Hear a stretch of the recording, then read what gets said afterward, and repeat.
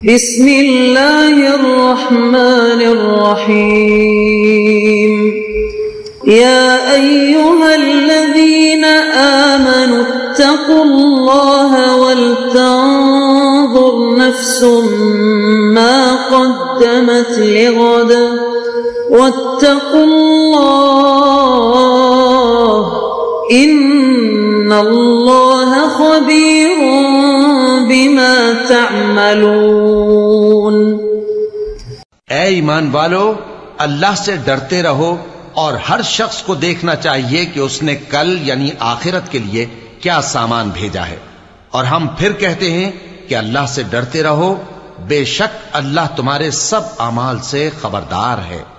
بسم اللہ الرحمن الرحیم، الحمد للہ رب العالمین، والصلاة والسلام على أشرف الأنبياء والمرسلين وعلى آله وأصحابه أجمعين ومن تبعهم بإحسان إلى يوم الدين۔ قابل صد احترام حضرات شائقین و شائقات سچا پیغام، السلام علیکم ورحمۃ اللہ وبرکاتہ۔ آج کی محفل میراث النبی کے نورانی پروگرام میں آپ کا استقبال ہے۔ اہلا و سہلا مرحبا۔ ہم آپ تمام حضرات و مستورات کا خیر مقدم کرتے ہیں۔ محترم حضرات و خواتین، تعلیم کا آغاز ہو رہا ہے۔ سب سے پہلے آداب تعلیم کا لحاظ کرتے ہوئے تعلیم کی طرف متوجہ ہو جائیں۔ پورے دھیان سے سننا، عمل کی نیت سے سننا اور تبلیغ کی نیت سے سننا، یعنی سنی ہوئی باتیں دوسروں تک پہنچانے کے جذبے سے سننا۔ چند خاص آداب تعلیم ہیں، امید ہے کہ آپ حضرات ان آداب کا ضرور خیال رکھیں گے۔ جزاکم اللہ۔ بسم اللہ الرحمن الرحیم۔ حضرت ابو ہریرہ رضی اللہ عنہ سے روایت ہے، وہ کہتے ہیں کہ میں نے رسول اللہ صلی اللہ علیہ وسلم سے عرض کیا کہ مخلوق کس چیز سے پیدا کی گئی؟ آپ صلی اللہ علیہ وسلم نے فرمایا پانی سے۔ پھر ہم نے عرض کیا کہ جنت کس چیز سے بنی؟ یعنی اس کی تعمیر پتھروں سے ہوئی یا اینٹوں سے یا کسی اور چیز سے؟ آپ صلی اللہ علیہ وسلم نے فرمایا اس کی تعمیر اس طرح ہے کہ ایک اینٹ سونے کی اور ایک اینٹ چاندی کی، اور اس کا مسالہ یعنی جس سے اینٹوں کو جوڑا جاتا ہے تیز خوشبودار مشک ہے، اور وہاں کے سنگ ریزے جس کو ہم لوگ چھوٹے چھوٹے کنکریاں بھی کہتے ہیں، چپس بھی کہتے ہیں، وہاں کے سنگ ریزے جو بچھے ہوئے ہیں وہ موتی اور یاقوت ہیں، اور وہاں کی خاک گویا زعفران ہے۔ جو لوگ اس جنت میں پہنچیں گے ہمیشہ عیش اور چین سے رہیں گے، اور کوئی تنگی کوئی تکلیف ان کو نہیں ہوگی، اور ہمیشہ زندہ رہیں گے۔ وہاں ان کو موت نہیں آئے گی، اور کبھی ان کے کپڑے پرانے اور خستہ نہیں ہوں گے، اور ان کی جوانی کبھی ختم نہیں ہوگی۔ حضرت ابو سعید رضی اللہ عنہ سے روایت ہے، وہ کہتے ہیں کہ رسول اللہ صلی اللہ علیہ وسلم نے بیان فرمایا جنتی جب جنت میں پہنچ جائیں گے اور وہاں کی نعمتیں ان کو عطا ہو جائیں گی تو اللہ تعالیٰ ان کو مخاطب کر کے فرمائیں گے اے جنت والو، وہ عرض کریں گے اے ہمارے رب، ہم حاضر ہیں آپ کی بارگاہ قدس میں، اور ساری خیر اور تمام بھلائیاں آپ ہی کے قبضے میں ہے، جس کو چاہیں عطا فرمائیں اور جس کو چاہیں عطا نہ فرمائیں۔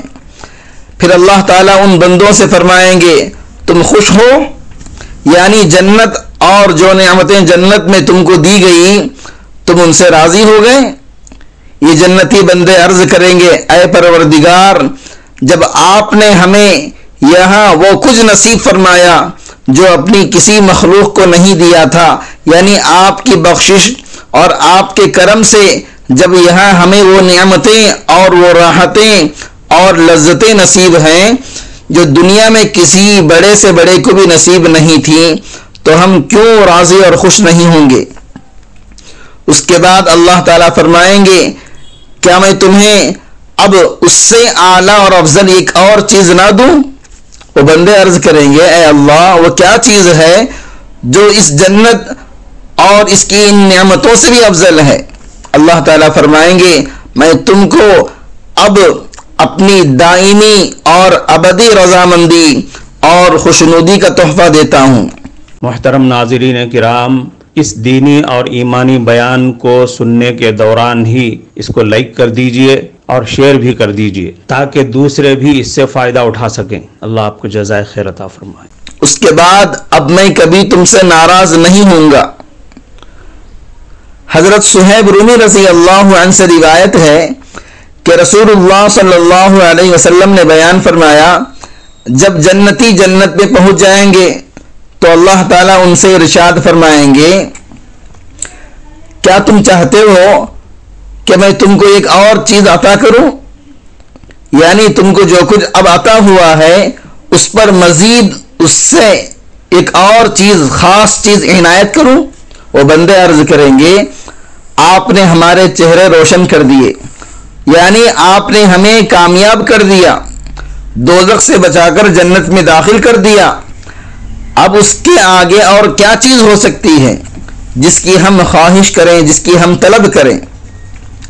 حضور صلی اللہ علیہ وسلم فرماتے ہیں ان بندوں کے اس جواب کے بعد اچانک حجاب اٹھ جائے گا، پردہ اٹھ جائے گا، یعنی ان کا آنکھوں سے پردہ اٹھا دیا جائے گا، بس وہ روئے حق اور جمال الہی کو بے پردہ دیکھیں گے۔ بس ان کا حال یہ ہوگا اور وہ محسوس کریں گے کہ جو کچھ اب تک انہیں ملا تھا ان سب سے زیادہ محبوب اور پیاری چیز ان کے لیے یہی دیدار کی نعمت ہے۔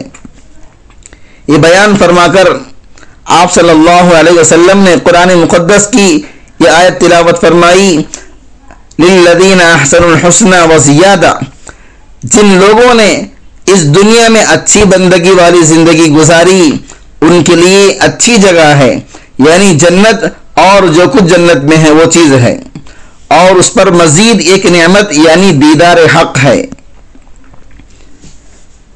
جریر ابن عبداللہ رضی اللہ عنہ سے روایت ہے، وہ کہتے ہیں ایک رات کو ہم رسول اللہ صلی اللہ علیہ وسلم کے پاس بیٹھے ہوئے تھے، آپ صلی اللہ علیہ وسلم نے چاند کی طرف دیکھا اور یہ 14ویں رات تھی اور 14ویں کا چاند پوری آب و تاب کے ساتھ اور بھرپور نکلا ہوا تھا۔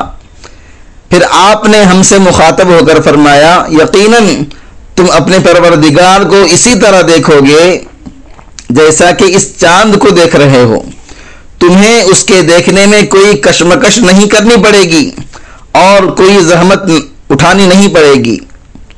بس اگر تم یہ کر سکو کہ طلوع آفتاب سے پہلے نماز اور غروب آفتاب سے پہلی والی نماز کے مقابلے میں کوئی چیز کبھی تم پر غالب نہ آئے، یعنی کوئی مشغلہ اور کوئی دلچسپی اور آرام طلبی ان نمازوں کے وقت میں تمہیں اپنی طرف متوجہ نہ کر سکے تو لازماً ایسا کرو، پھر انشاءاللہ دیدار حق اور نظارہ جمال الہی کی نعمت ضرور تم کو نصیب ہوگی۔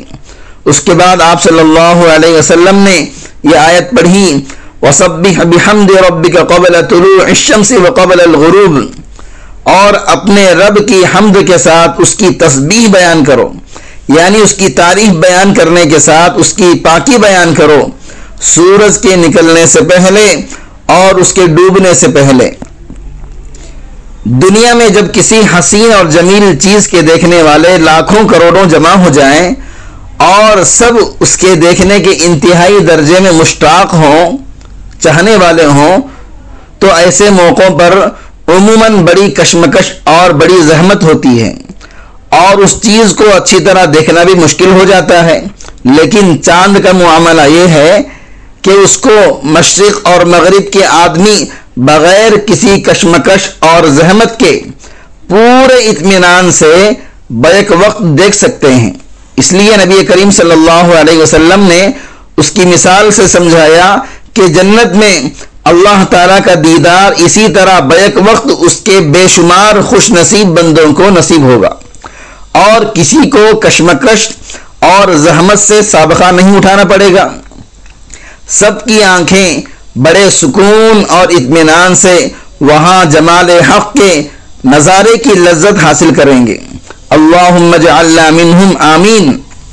آخر میں رسول اللہ صلی اللہ علیہ وسلم نے ایک ایسے عمل کی طرف بھی توجہ دلائی جو بندے کو اس نعمت یعنی دیدار حق کا مستحق بنانے میں خاص اثر رکھتا ہے، یعنی فجر اور عصر کی نمازوں کا خصوصیت سے ایسا اہتمام کہ کوئی مشغولیت اور کوئی دلچسپی ان نمازوں کے وقت میں اپنی طرف متوجہ نہ کر سکے۔ اگرچہ فرض تو 5 نمازیں ہیں، لیکن نصوص کتاب و سنت ہی سے معلوم ہوتا ہے، سمجھا جاتا ہے کہ ان 2 نمازوں کو خاص اہمیت اور فضیلت حاصل ہے۔ رسول اللہ صلی اللہ علیہ وسلم نے قرآنی آیت وَسَبِّحْ بِحَمْدِ رَبِّكَ قَبْلَ طُلُوعِ الشَّمْسِ وَقَبْلَ الْغُرُوبِ پڑھ کر ان 2 نمازوں کی اسی خصوصیت اور فضیلت کی طرف اشارہ فرمایا ہے۔ حضرت ابو رزین عقیلی رضی اللہ عنہ سے روایت ہے، وہ کہتے ہیں میں نے ایک دن رسول اللہ صلی اللہ علیہ وسلم سے عرض کیا، اے اللہ کے رسول، کیا قیامت میں ہم میں سے ہر ایک اپنے رب کو اکیلا بغیر بھیڑ بھاڑ اور کشمکش کے دیکھ سکتا ہے؟ آپ صلی اللہ علیہ وسلم نے فرمایا ہاں دیکھ سکے گا۔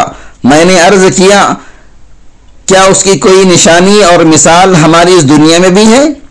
آپ صلی اللہ علیہ وسلم نے فرمایا اے ابو رزین، کیا 14ویں رات کو تم میں سے ہر ایک آدمی چاند کو اکیلا بغیر بھیڑ بھاڑ کے دیکھ نہیں سکتا؟ میں نے عرض کیا ہاں بے شک چاند کو ہم میں سے ہر ایک آدمی بغیر بھیڑ بھاڑ کے اکیلا تنہا دیکھ سکتا ہے۔ تو آپ صلی اللہ علیہ وسلم نے فرمایا وہ تو اللہ تعالیٰ کی مخلوق ہے، یعنی چاند اللہ تعالیٰ کی مخلوق ہے، اور اللہ تعالیٰ تو بڑی جلالت والا اور نہایت عظمت والا ہے، پھر اس کے لیے کیا چیز مشکل ہے۔ کفارہ مجلس کی دعا پڑھ لیجئے۔